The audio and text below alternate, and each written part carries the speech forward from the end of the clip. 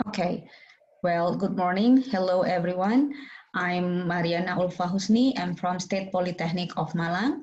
I will present my paper. The title is Self-Efficacy and Students' Language Performance. Well, this paper is presented in International Virtual Conference on Language and Literature 2020. Well, let's start. The background is here. We are now living in Industrial Revolution 4.0, and we are becoming more familiar with 4C formula, which consists of critical thinking, creativity, collaborations, and communication. Well, communication is mentioned here, which means it is a very important skill today to survive in the IR 4.0 formula. That's why language learning students and teachers have to pay more attention to communication skill, which later I refer to speaking and writing. And then the next is self-efficacy. Why self-efficacy? Self-efficacy is one of significant factors in predicting students' learning achievement. This is the result of Raffiola and Steosari's studies in 2020. And self-efficacy also has relationship with language performance. This is also has shown by many previous studies which has been done recently. So efficacy has significant roles in influencing language learners. It influences learners in achieve a task very well and how learners can accomplish that task. And then the next is speaking and writing. Well, here, the language performance, I refer to speaking and writing, since these skills are productive skills. They can be said that they are the center of communication skills. And then students in State Polytechnic of Malang require this skill because they are directed to work right after they graduated, and many companies who do the recruitment require their candidate to master speaking and writing. So it is also stated by Rickenbach and Lazarton in Cahyono and Widyati 2006. They revealed that students of second or foreign language education program are considered successful if they can communicate effectively in the language. So this is why speaking and writing are important. And I say that those two are the core of communication skills. And then the next is self-efficacy. Why here I use self-efficacy? Well, honestly, recently there are many studies in language, in English as a foreign language and as a second language. Pay more attention to self-efficacy.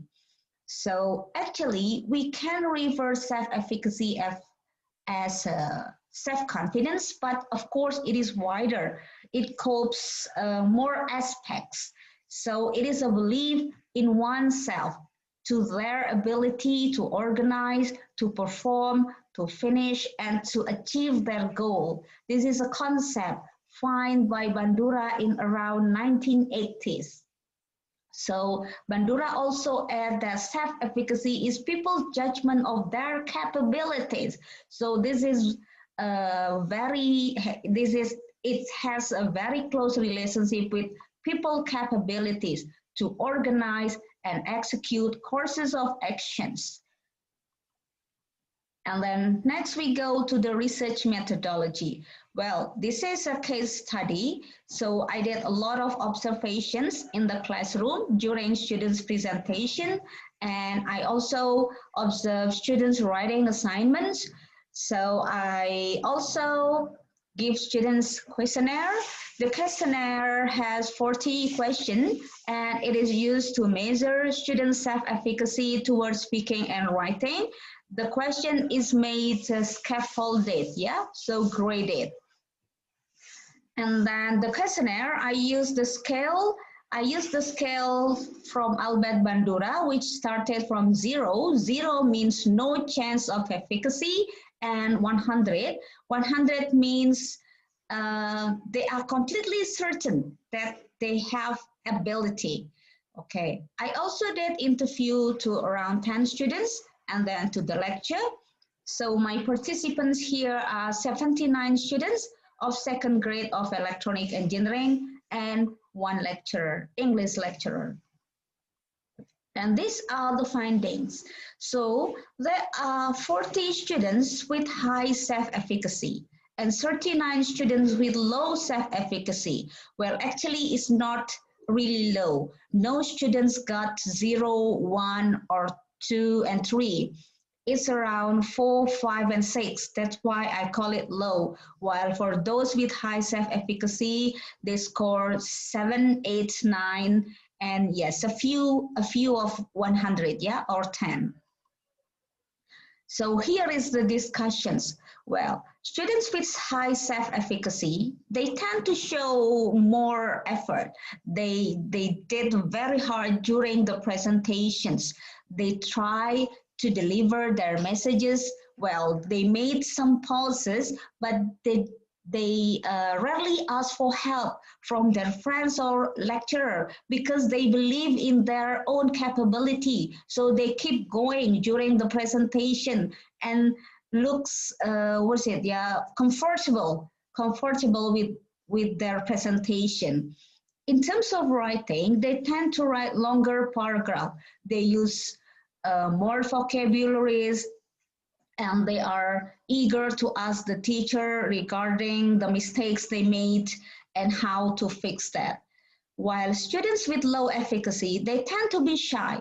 Then during the oral presentation, they ask a lot of help from their friends, from the lecturer, and they did a lot more of pauses compared to those with high efficacy. And in terms of writing, they tend to write shorter paragraph, yeah? Perhaps this because they do not really believe they can do this, and they are not really enthusiastic in asking questions and how to improve my assignment. So I can conclude that in general, students with high efficacy perform better in terms of speaking and writing. And those with high efficacy also seem to be more confident in communications. And the most important is they pay more effort in improving their performance. They are interested to improving themselves. For the conclusion here, I can say that self-efficacy can be a reliable predictor for students' performance. And then students with high efficacy, of course, have better performance compared to those with low efficacy. Well, for the implications, I can say that efficacy has to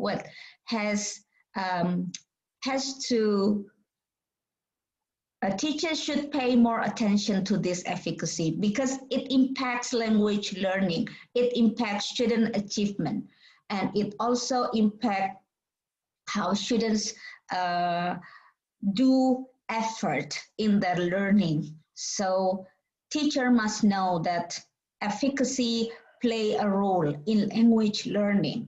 And according to Bandura, actually efficacy can be increased, it can be improved. And then that's why we have to pay attention to this because it impacts student language learning. Well, thank you very much. And let's have a discussions.